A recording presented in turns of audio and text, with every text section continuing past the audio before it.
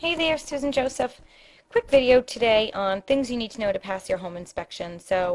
In this kind of market, when you actually get your home under contract, the last thing you want is for something to come up in home inspections that you really could have avoided and have your buyer walk away. So, just going to go over some tips for you on how to keep that home inspection clean and keep your contract moving forward. So home buyers are going to want to know your house inside and out. And when they first come out, it's going to be initially, does the home suit their needs? Do they like the location? Things like that. But certainly, at the end of the day, they're going to do a full home inspection. And generally, on average, there are 33 problems that will come up during a home inspection. So, there are some larger ones, such as, leaking roof. There's some leaking plumbing. Is there knob and tube wiring? So, the hopefully you did a home inspection when you purchased your house and you're pretty aware of what may come up, and maybe you've made some changes since then, and you'll be able to avoid some of those 33 issues. Defective plumbing. Defective plumbing, I think, is a fairly common one. Leaking, clogging. If you hear the sound of running water, it indicates that the pipes are undersized. The water appears dirty when it's turned on. That's an indication of rusting pipes. Maybe you have a well, and you have some water quality issues. So plumbing, you're probably fairly aware if there's an issue. So if there is an issue and it's at all possible for you to fix it, that's definitely something that you want to head off prior to an inspection, because that's something that can scare people. And it kind of goes the same with the damp or the wet basement. When you get into water issues like this, you get into mold concerns, the smell of mildew. So check your walls for that powdery white mineral deposit.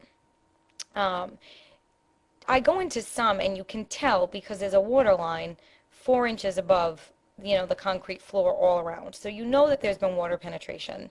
Sometimes there's calcium buildup on the walls and it's, just from the outside seeping in. It's truly not a wet basement.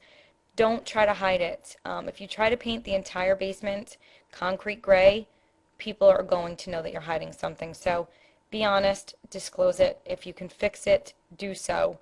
But an inspector will certainly be on to it if there is water. You can just tell. There are just signs that there's water in the basement. So you can't get away from it. So if you can fix it, fix it. And if you can't, disclose it. Inadequate wiring and electrical. I went on a listing appointment the other day, and the gentleman had kind of grown up, and it was a multifamily, and he grew up in this house, and he says, yep, 60 amp electrical, and blah, blah, and he just thought that this was great. Not today. It's not. There's just too much. Laptops, desktops, Wii's, 58-inch televisions. You really should have a minimum of 100 amp service, and the wiring should be copper or aluminum. 60 amp electrical, no matter how good you think it is, people are going to want that upgraded. So as much as it worked for you and your family, it really will not work for a majority of them. So just to kind of prepare you for that. Poor heating and cooling systems, insufficient insulation, inadequate or poorly functioning systems are the most common causes of poor heating. A furnace has a typical lifespan of 15 to 25 years. Now again, same house, gentleman says, well, these systems work great. They were the original systems, 40 years old.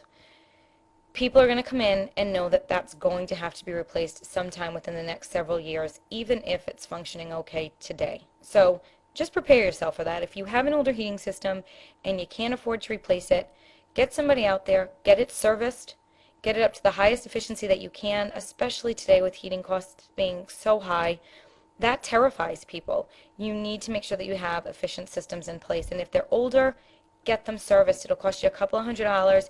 Get that tag right on the furnace, and people will know that at least the system is functioning and it has been serviced. Roofing problems. When gutters leak and downspouts allow water to run through the exterior walls, it's an external problem that really can become a major one. Deterioration of asphalt shingles and mechanical damage from a windstorm are 2 reasons for leakage. Again, the inspector is going to go into the attic. No matter how much you try to hide it, if you try to hide it, they're going to know if the roof is leaking.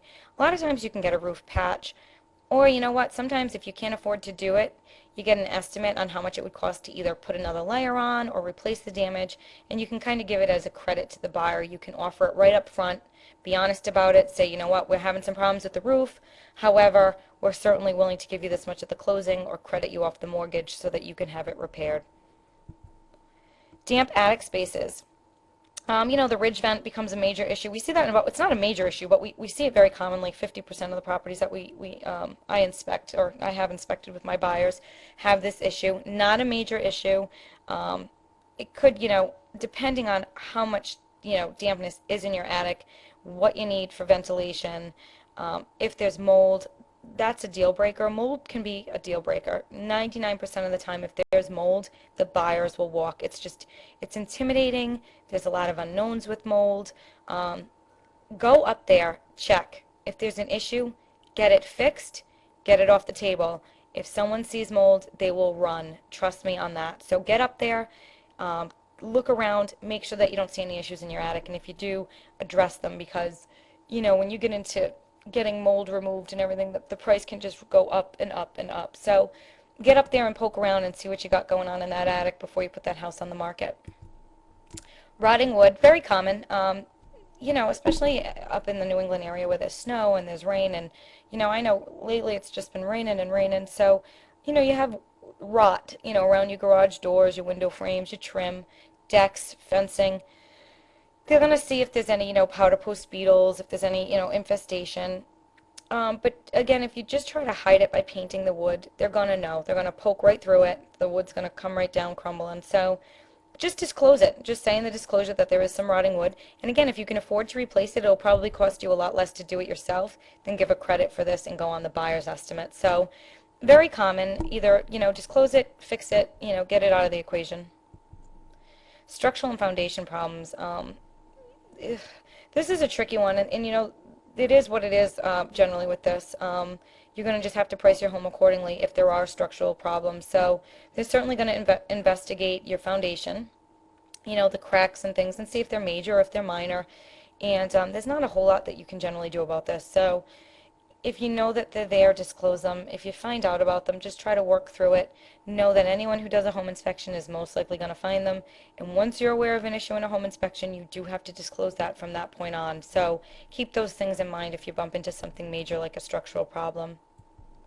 When you put your house on the market, you don't want any unpleasant surprises that could cost you the sale of your home. If you can afford it, have a home inspection done prior to listing it, and get those things fixed that you can afford to have fixed. Again, it may cost you $1,000 between the inspection and the repairs, but you know what? Then you can even give the inspection report to potential buyers, and you can kind of head off a lot of the issues. Again, it's probably going to cost you half the amount to fix things yourself than if you have to give a credit to the buyer. So if you can afford to do a home inspection, great. Keep in mind, though, that whatever you do find out, you will have to disclose, moving forward. But certainly be prepared for anything.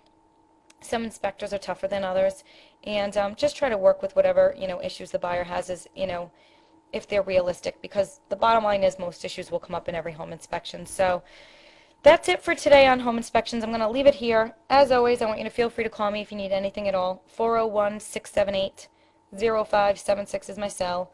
401-678-0576. Email me, susanjoseph@remax.net. I'll always get back to you just as quickly as I can, and hopefully it's helped you a little bit today. But as always, leave your comments below, and until next time, be well.